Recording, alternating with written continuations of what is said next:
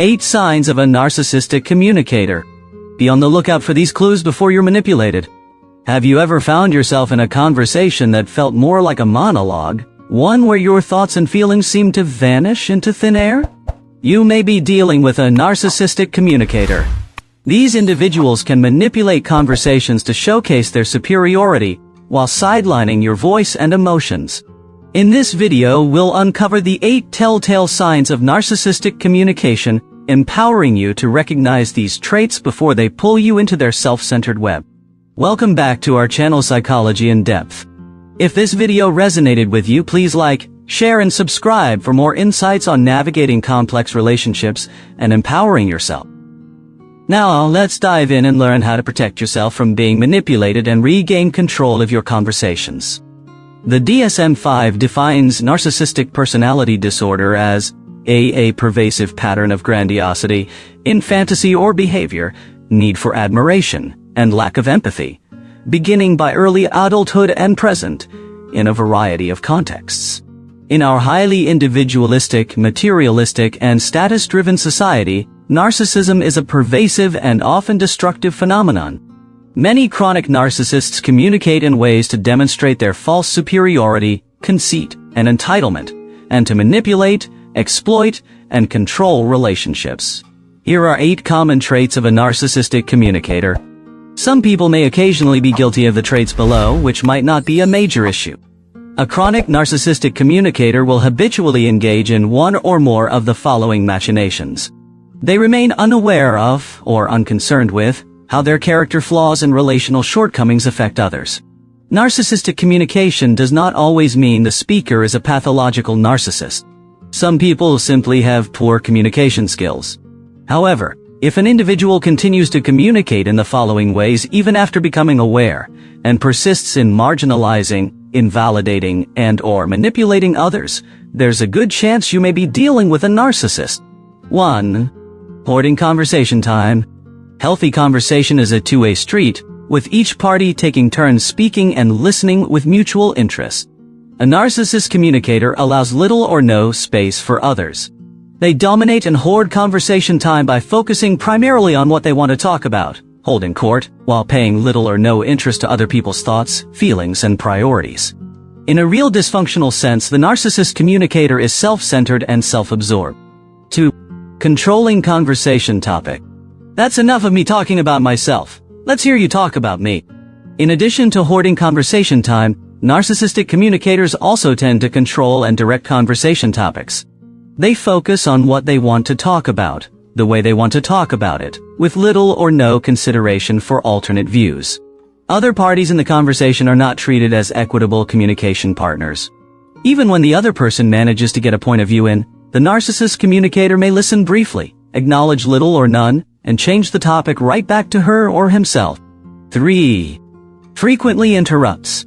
A clear sign of a narcissist communicator is the tendency to constantly interrupt when you're speaking.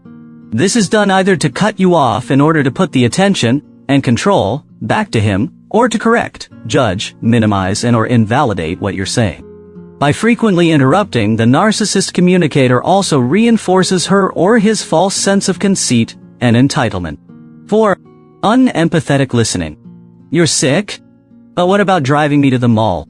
Since narcissists focus mostly on themselves, many are notoriously poor listeners.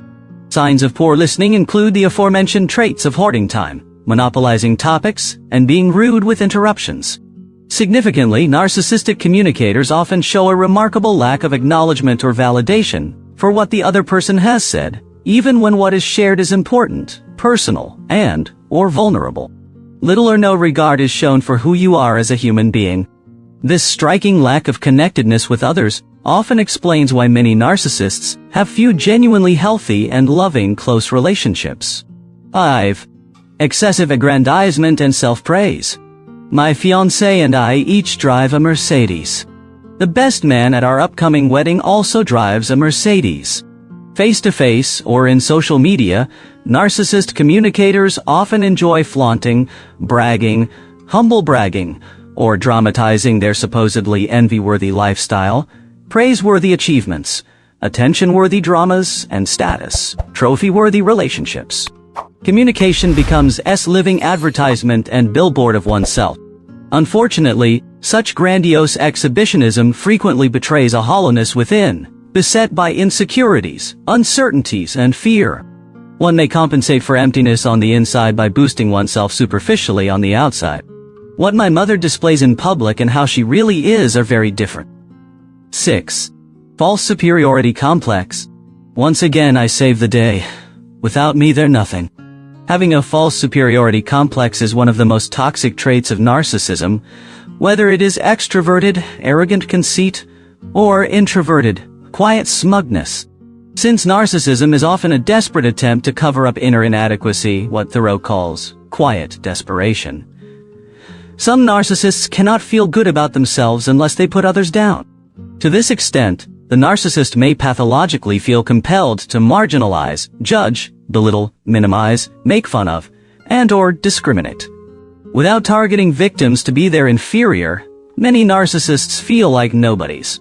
If someone treats you bad, just remember that there is something wrong with them, not you. Normal people don't go around destroying other people.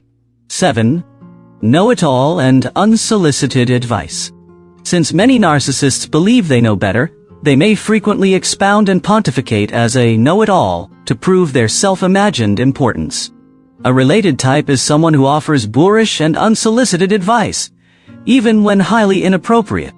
In both cases, the narcissist violates boundaries by imposing their offensive pathology upon others to satisfy their egocentric and insecure needs. Narcissistic supply.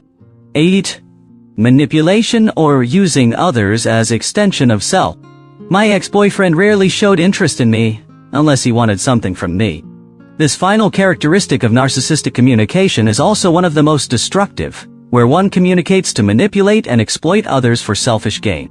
Types of narcissistic manipulative communication include positive manipulation, i.e. insincere flattery, false promises, negative manipulation, i.e. blaming, criticizing, shaming, deception and intrigue, i.e. lying, excuse-making, strategic helplessness, i.e. victimhood, guilt-baiting, and hostility and abuse, i.e. temper tantrum, intimidation, coercion. Chronic narcissists do not relate. Understanding the signs of narcissistic communication is crucial for protecting your emotional well-being and maintaining healthy relationships.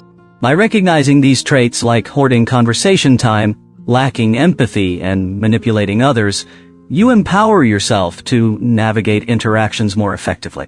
Remember, it's essential to prioritize your voice and feelings in any conversation.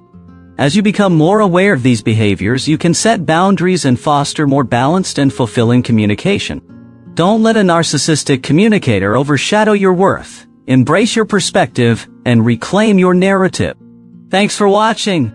If you found this video insightful, don't forget to hit that like button and subscribe for more content on psychology. We'd love to hear your thoughts and experiences. Drop a comment below and join the conversation. Your engagement helps us bring more valuable content your way. See you in the next video.